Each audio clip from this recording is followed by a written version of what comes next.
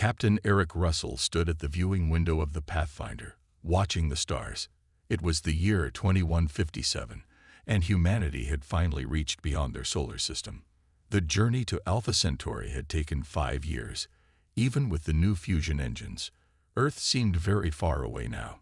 "Captain, you should see this," called Lisa Nichols from her communication station. Her voice had an edge that made Eric turn immediately. The bridge crew gathered around Lisa's screen. A small object drifted in the emptiness of space ahead of them. It wasn't natural. Its metal surface reflected the distant sunlight in a way no asteroid would. "It's artificial," said Eric. "And it's not one of ours." The room fell silent. This was it. The moment humans had wondered about for centuries. Proof they weren't alone. "Can we bring it aboard?" asked Eric. Chief Engineer Sam Cooper nodded. "I can use the retrieval arm. Give me 30 minutes. The object sat in the quarantine bay, about the size of a small car. Its outer shell was damaged, with burn marks along one side. "It's a probe," said Sam, scanning it with handheld equipment. "And it's old. Really old." Lisa moved closer, studying the symbols etched into the metal. "There's writing here. Lots of different types, like it was meant to be read by different species." Eric felt a chill. "Can you decode any of it?" Lisa connected her tablet to the scanning equipment. "Some of these patterns match mathematical constants. It might be a key to understanding their language." The crew worked through the night. No one wanted to sleep, not with the first alien artifact sitting in their ship. By morning, Lisa's eyes were red from staring at screens, but she was smiling. "I've got something," she said. "Part of a message. It repeats over and over." She pressed a button on her tablet, and a computer-generated voice spoke. "Beware the Krell Empire. They consume all." Eric called an emergency meeting. The 7 senior crew members sat around the conference table, faces tense. "We need to decide what to do," said Eric. "This probe is a warning about something called the Krell Empire." "We should turn back," said Medical Officer Andrea West. "Warn Earth. Turn back." After coming this far, Sam shook his head. "This is the discovery of the century." "It could be ancient history," said pilot Jeff Lorry. "The Krell might not even exist anymore." Lisa pulled up her findings on the main screen. "Based on the decay of the materials, this probe is about 300 years old. Not ancient in cosmic terms." "I say we proceed with caution," said Security Chief Darren Mitchell. "We're already here. We can gather more information and send it back to Earth." Eric looked at each crew member. "We're explorers, but our primary mission is to protect Earth. If there's a hostile force out here, we need to know more about it." "I've detected an energy signature," Sam said suddenly, checking his tablet. "About 2 light days from here. It's faint, but it matches nothing in our database." Eric made his decision. "We'll continue the mission, but we change our approach. Stealth mode from now on. No active scanning, minimal communications. We investigate the energy signature, gather all the information we can, and prepare a data package to send back to Earth." The crew nodded in agreement. "And everyone stays armed from now on," added Darren. As they left the conference room, Science Officer Kelly Bryant pulled Eric aside. "Captain, I found something else in the probe. A star chart with marked territories.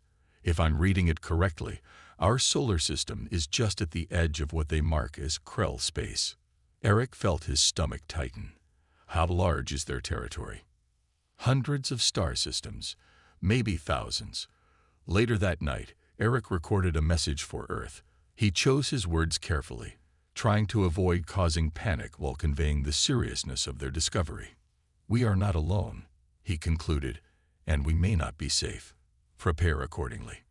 He sent the message, knowing it would take 4 years to reach home.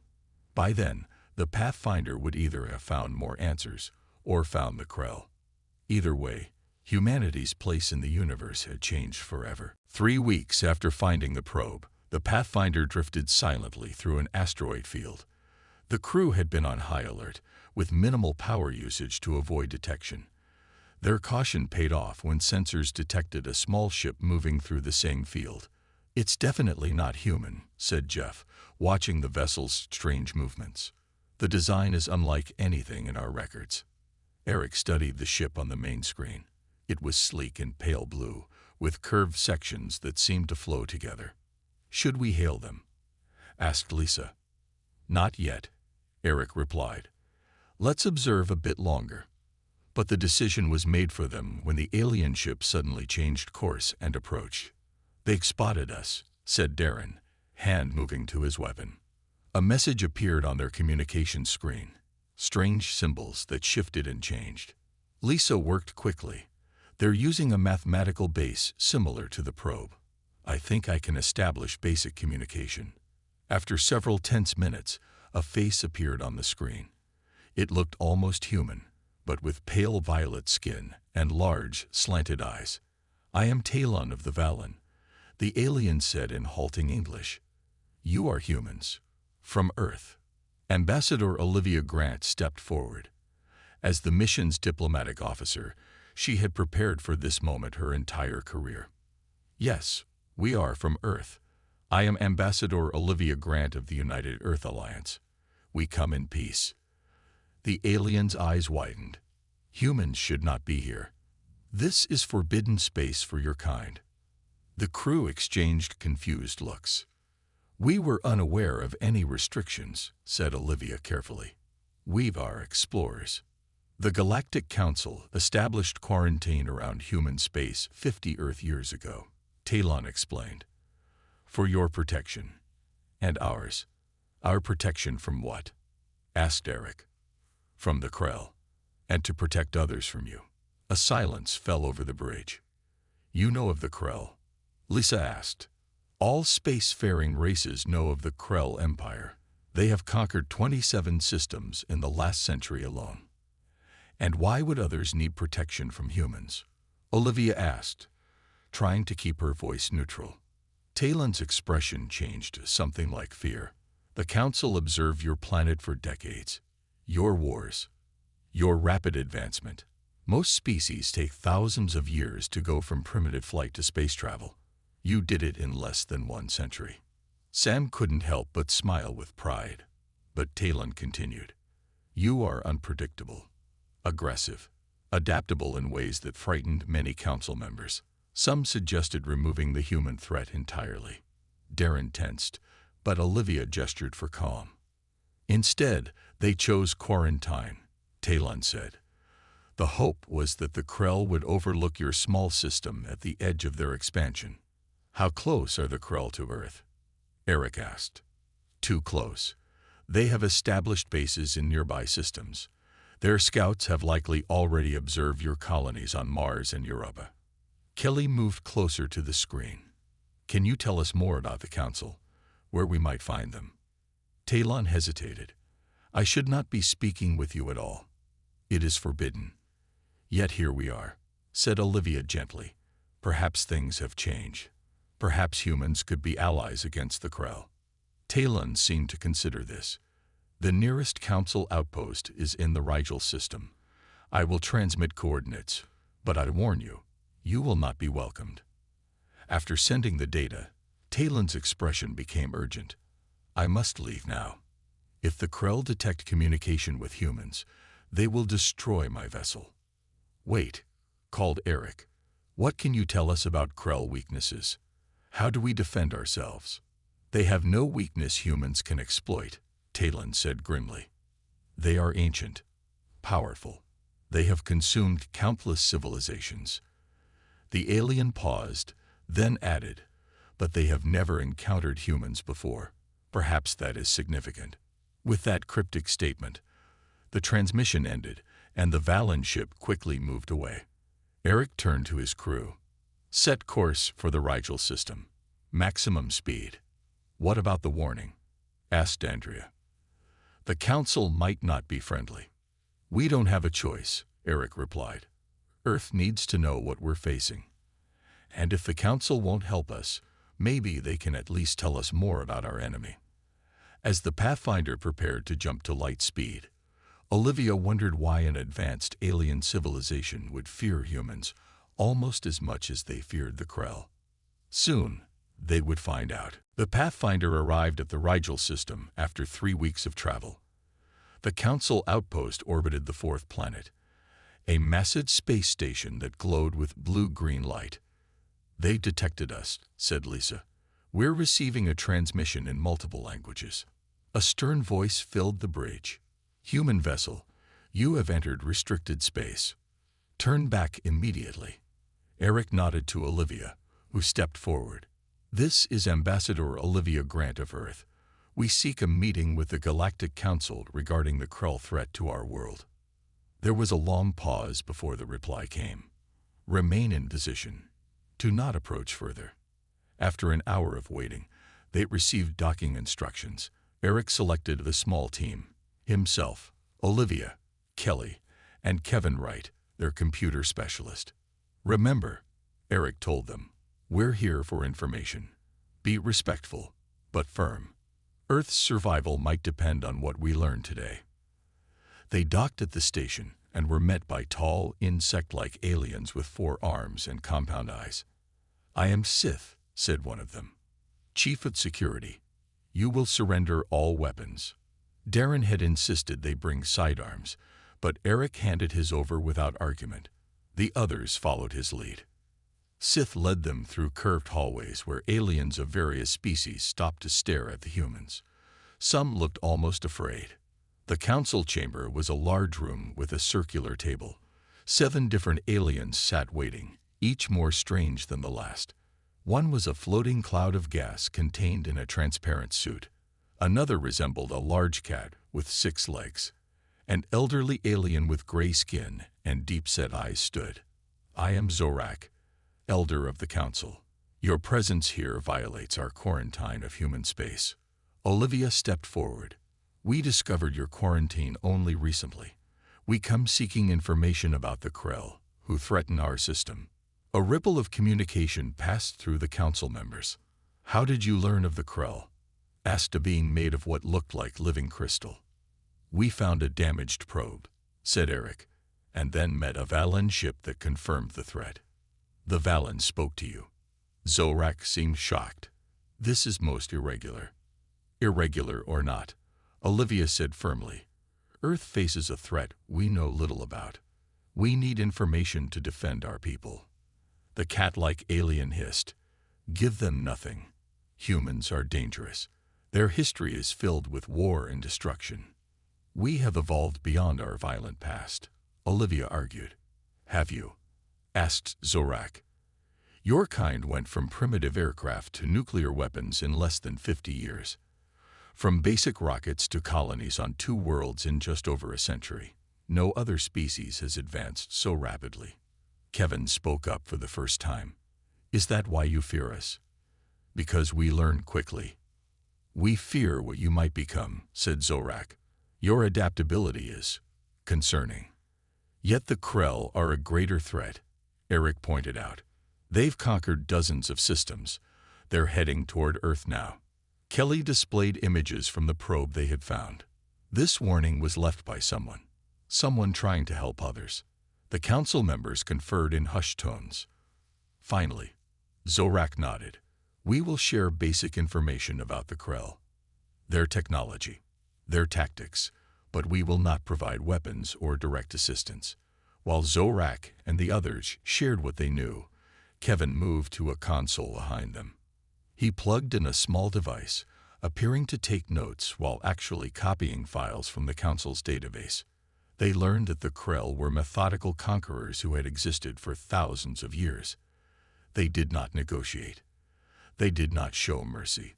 They harvested resources and enslaved populations, using advanced technology that allowed them to control gravity and manipulate energy fields. "You should leave now," Zorak said when they finished. "Return to your world. Prepare as best you can." "That's it?" asked Eric. "You'll just let the Krell destroy another civilization?" "We regret this," said Zorak, "but the Council must protect many worlds, not just one." As they walked back to their ship, Olivia whispered, "Did you get what we needed?" Kevin patted his pocket. Everything they had on Krell ships, weapons, and tactics, plus some interesting notes about why they fear humans so much. Eric nodded. Then let's get home. Earth needs to prepare for war. As the Pathfinder departed, the Council watched anxiously. We may have made a terrible mistake, said Zorak. Either the Krell will destroy the humans, or the humans will prove even more dangerous than we feared, finished the crystal being. The Pathfinder's return journey to Earth took 4 months. When they arrived, the solar system was already preparing for war. The message Captain Russell had sent ahead had reached Earth, and humanity was not taking the threat lightly. Admiral Nancy Moore met the crew at the orbital station above Earth. She was a tall woman with gray hair and eyes that had seen many battles. Your warning saved us precious time, she told Eric as they walked through the station. Show me everything you found. In the command center, Kevin displayed the data stolen from the Council. Engineers, scientists, and military leaders crowded around, studying the Krell technology. Their ships use a form of gravity manipulation we don't fully understand, Kevin explained. But their weapons are energy-based and might have weaknesses we can exploit. Alan Phillips, Earth's top weapons designer, pointed to the schematics. If we modify our fusion cannons to match these frequencies, we might penetrate their shields. How long? Asked Admiral Moore. 3 months for the prototypes. 6 for full production, Alan replied. You have 2 months, said the Admiral. Our deep space sensors have detected objects moving toward our system. We think they're Krell scout ships. The room fell silent. 2 months isn't enough time to evacuate the colonies, said Olivia. We're not evacuating, Admiral Moore said firmly. We're fortifying. Underground bunkers on Mars and Europa are already being expanded. Earth's orbital defenses are being upgraded. The Council said the Krell don't negotiate, Eric warned. We'll try anyway, said the Admiral. I don't send people to die without exhausting all options first. For the next 2 months, the solar system became a hive of activity. Ships moved between planets, carrying supplies and weapons. The first new defensive shields were installed on key stations and ships. Alan worked day and night, refining the designs based on the Council data. These shields should withstand their standard weapons, he explained during a briefing. But we need more testing. Testing time ran out when 5 Krell ships entered the system. Admiral Moore dispatched the diplomatic vessel Freedom with a message of peace. The entire command center watched as the small ship approached the lead Krell vessel. They're broadcasting the message on all frequencies, reported the communications officer. The Freedom waited for a response, maintaining position. The Krell ship fired a single beam of green energy. The Freedom disappeared in a flash of light. No debris, no distress call, just gone. Admiral Moore's face hardened. So that's how it's going to be. She turned to her officers. Implement War Plan Alpha. All civilians to shelters. All military personnel to battle stations. The Krell advanced slowly toward Mars, where humanity's largest off-Earth colony existed. They're following standard conquest protocol, according to the Council data, said Kevin. They'll target our colonies first, then move to Earth. Good, said Admiral Moore. That gives us time to test our defenses. On Mars, Commander Diane Foster prepared her troops. The colony had been transformed into a fortress, with the new shield generators buried deep underground. Remember your training, she told her soldiers. We only need to hold them off long enough to see if the shields work. The first Krell attack came at dawn, Mars time. 3 massive ships positioned themselves above the main colony dome and fired. The shield flared to life, a shimmering blue barrier that caught the energy beams and dispersed them. The shields are holding, shouted one of the technicians. Alan's voice came through on the communication system. Don't celebrate yet. They'll adjust their weapons. Watch for changes in the energy signature. Sure enough, the Krell ships changed formation and fired again, this time with red beams. The shields flickered but held. A cheer went up in the command center on Earth. Admiral Moore allowed herself a small smile. Send the data to all colonies and ships, she ordered, and prepare our countermeasures. The Krell just learned that humanity won't be an easy conquest. She looked at the tactical display showing the Krell ships. And now we teach them why the Council was so afraid of us. The Krell attack on Mars continued for 3 days. Their ships fired different weapons, trying to break through the shields. Each time, Alan and his team adjusted the defenses. They're following a pattern, Commander Foster noticed on the 3rd day. They test a weapon, retreat, then come back with something new. It's like they're reading from a manual, said Eric, who had joined the Mars Defense Force. Kevin studied the data. According to the Council files, most species surrender after the first attack. The Krell don't usually need to change tactics. Then let's surprise them even more, said Commander Foster with a smile. She ordered her ships to hide behind Mars' smaller moon, Deimos. When the Krell returned for their next attack, Foster's squadron launched a surprise assault from behind. The human ships fired their modified weapons directly at the spots where Kevin had identified possible weaknesses in Krell shields. 2 of the 5 Krell ships took heavy damage. The others turned to defend, clearly surprised by the attack. Keep firing, ordered Foster. Don't give them time to regroup. One of the damaged Krell ships began to drift, its engines dead. The other Krell vessels formed a protective circle around it and retreated from Mars orbit. For the first time in known history, the Krell had been forced to retreat from a battle. The celebration on Mars was brief. They knew the Krell would return with more ships, but they had won valuable time, and more importantly, a damaged Krell vessel. We need to board that ship before they can recover it, Eric told Admiral Moore over the communication line. Agreed, she replied. Take a small team. Get whatever intelligence you can, but your priority is capturing a Krell if possible. We need to understand what we're fighting. Eric selected a team of 6, including Kevin for his technical knowledge and Paul Martinez, a xenobiologist who had joined them from Earth. They approached the drifting Krell ship in a small, stealthy craft. The vessel was massive up close, at least 4 times larger than the biggest human ship. There's an opening in the hull from our weapons fire, Kevin pointed out. We can enter there. The team put on their spacesuits and crossed to the Krell ship. Inside, the gravity was stronger than Earth's, making movement difficult. The air was breathable, but had a strange, metallic smell. Stay together, Eric warned, as they moved through dark corridors lit by flashing red lights. They found the bridge empty. The controls were designed for hands larger than human ones, with strange symbols covering the panels. I can access their computer system, said Kevin, connecting his tablet to what looked like an information terminal. I'll download everything I can.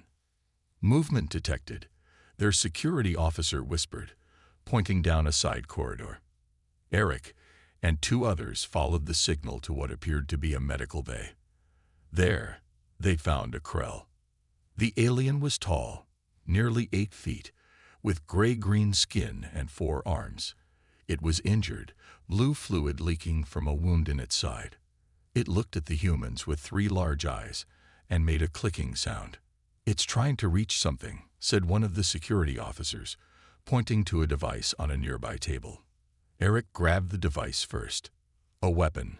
Paul examined it carefully. I don't think so. The design suggests it's for communication. The Krell made more clicking sounds, then spoke in a rough approximation of human language. You will die. Not today, said Eric. You're coming with us. They sedated the Krell and carefully moved it to their ship. As they departed, Kevin finished downloading the Krell data. We need to hurry, he said.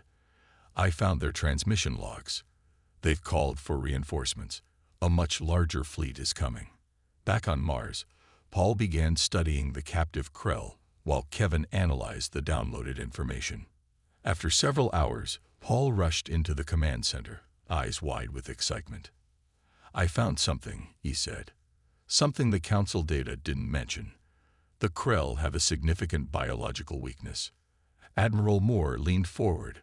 What kind of weakness? Their cellular structure breaks down when exposed to a specific frequency of ultraviolet radiation. It's harmless to humans, but fatal to them.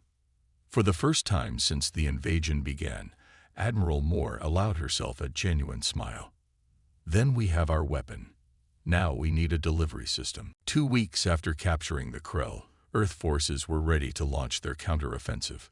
Paul had developed a biological agent that produced the specific ultraviolet frequency harmful to Krell biology.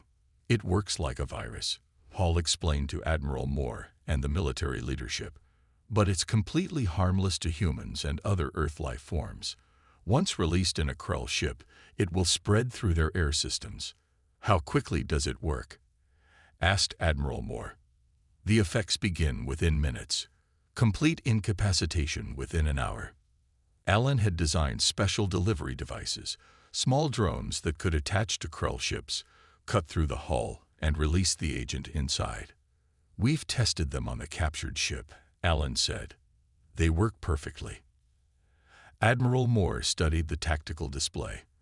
The Krell reinforcements had arrived. 20 large warships now orbited just beyond Mars. They're preparing for a full-scale assault, she said. We need to strike first.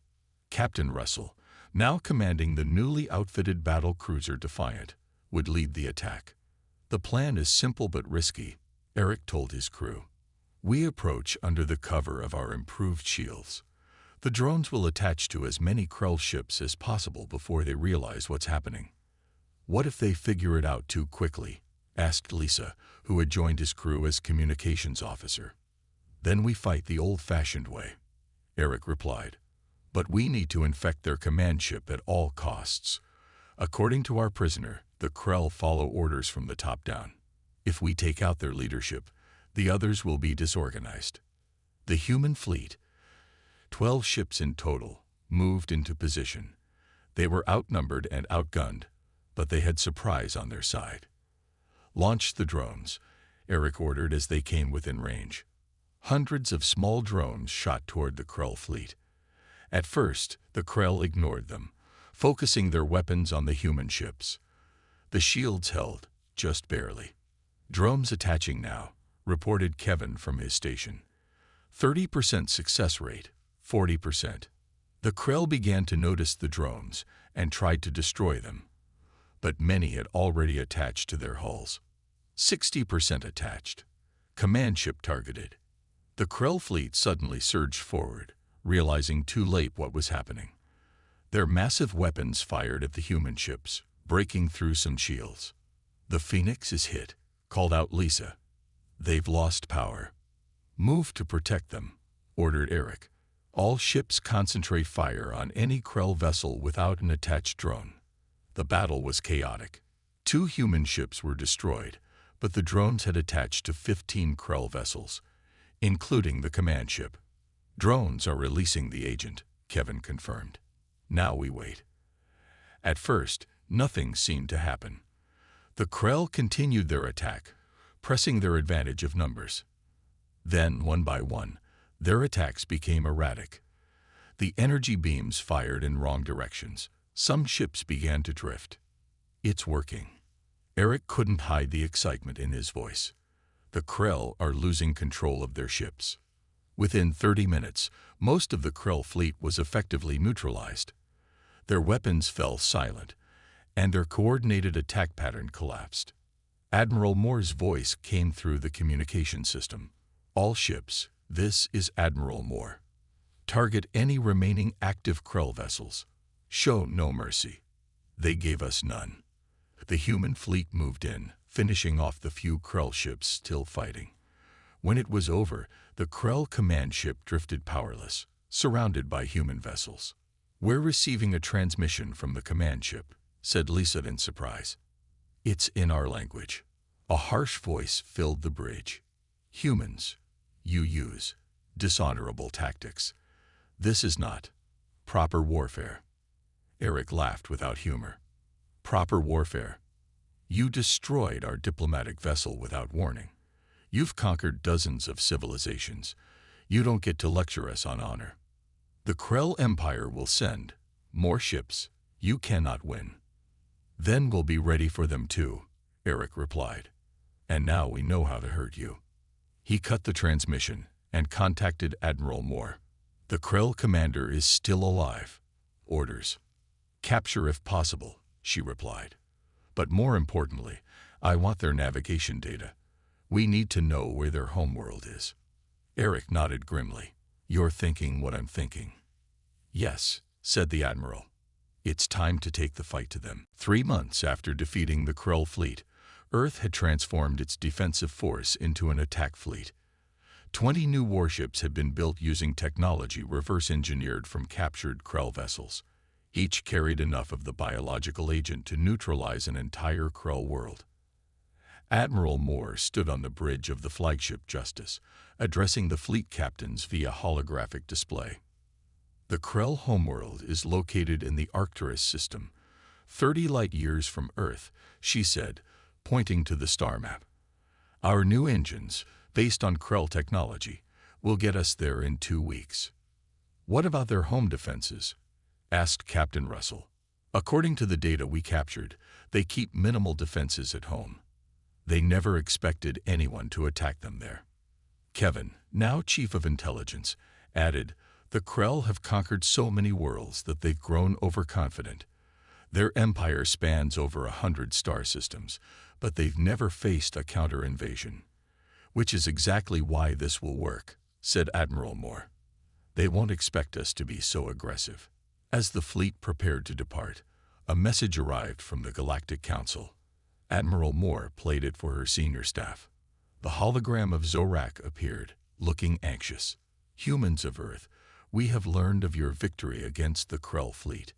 This is unprecedented. We ask that you cease hostilities immediately. The Council will negotiate a peace treaty with the Krell on your behalf. Ambassador Grant, who had been appointed Earth's official representative to alien species, laughed bitterly. Now they want to help, after they left us to die. What should we tell them? Asked Admiral Moore. The truth, Olivia replied. The Krell don't negotiate. They only understand force, and we're taking the fight to them. Olivia recorded a response, explaining humanity's decision to attack the Krell homeworld.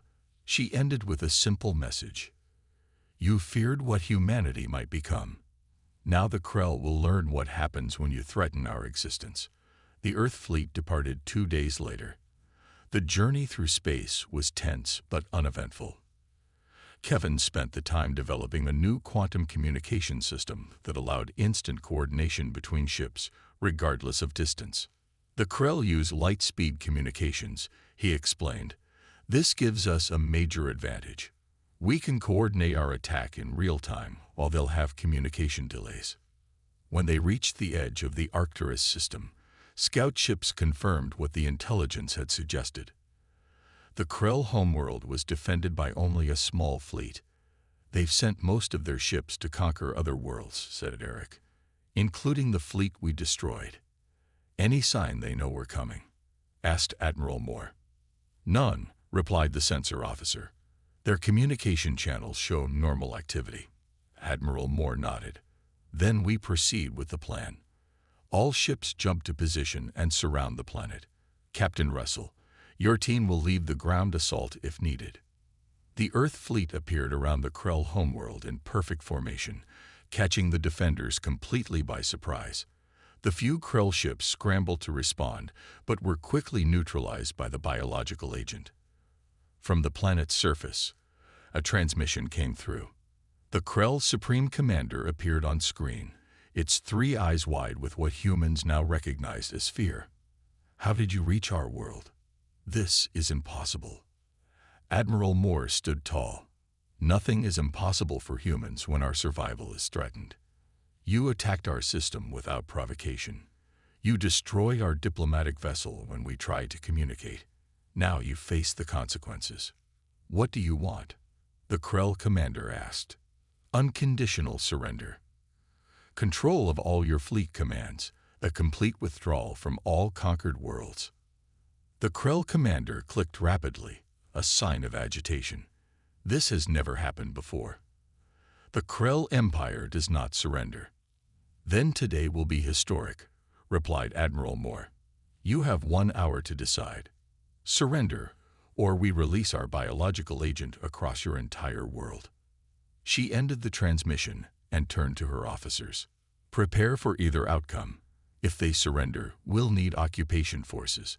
If they refuse, she didn't need to finish the sentence. Everyone knew what would happen if the Krell chose to fight. Eric looked out at the Krell homeworld. After thousands of years of conquest, they never expected to face extinction themselves. They should have heeded the warnings about humanity, said Olivia quietly. The hour passed slowly as the Earth fleet maintained position around the Krell homeworld. With 5 minutes remaining, the transmission light blinked on Admiral Moore's command console. They're responding, said Lisa, now communications chief for the Justice. The Krell Supreme Commander appeared on screen again. Its color had paled, and its movements were slow and deliberate. The Krell Empire has existed for 10,000 years, it said. We have never known defeat. Admiral Moore remained silent, waiting. But we recognize the effectiveness of your tactics, the commander continued. We surrender our forces to humanity. A cheer erupted across the bridge, quickly silenced by Admiral Moore's raised hand. Transmit the surrender protocols, she ordered. I want control codes for every Krell ship in the galaxy. All conquered worlds must be freed immediately. The surrender was processed quickly. The Krell, despite their long history of conquest, had no experience with being conquered themselves. They complied with all demands without resistance. Within days, news of the Krell surrender spread across the galaxy. Species that had lived under Krell dominion for generations suddenly found themselves free. Many didn't know how to govern themselves after so long as slaves. 6 months later, a new Galactic Council convened. Ambassador Grant stood before representatives from over 50 species, including many formerly conquered by the Krell. Humanity proposes a new structure, she said, one based on mutual protection and respect. No species should face threats alone, as Earth did. Zorak, still representing his people, spoke hesitantly. The old council feared human aggression. Now we see it was justified fear. You defeated in months what others couldn't in millennia. We fought because we had to, replied Olivia. Now we choose to help rebuild. The Krell left a power vacuum that could lead to chaos or new tyranny. We offer an alternative. The new council structure was approved with Earth playing a central role. Captain Russell, promoted to Fleet Admiral, would command the new Galactic Defense Force. Ships from many worlds would train together, sharing strengths and technologies. On the former Krell homeworld, now under a joint administration, Paul Martinez worked with scientists from various species to study the remnants of Krell technology. They advanced through conquest, he explained to visitors, taking technologies from others rather than developing their own. That was their true weakness. They stopped innovating. Kevin's quantum communication system was shared with all council worlds, creating an unprecedented network of information exchange.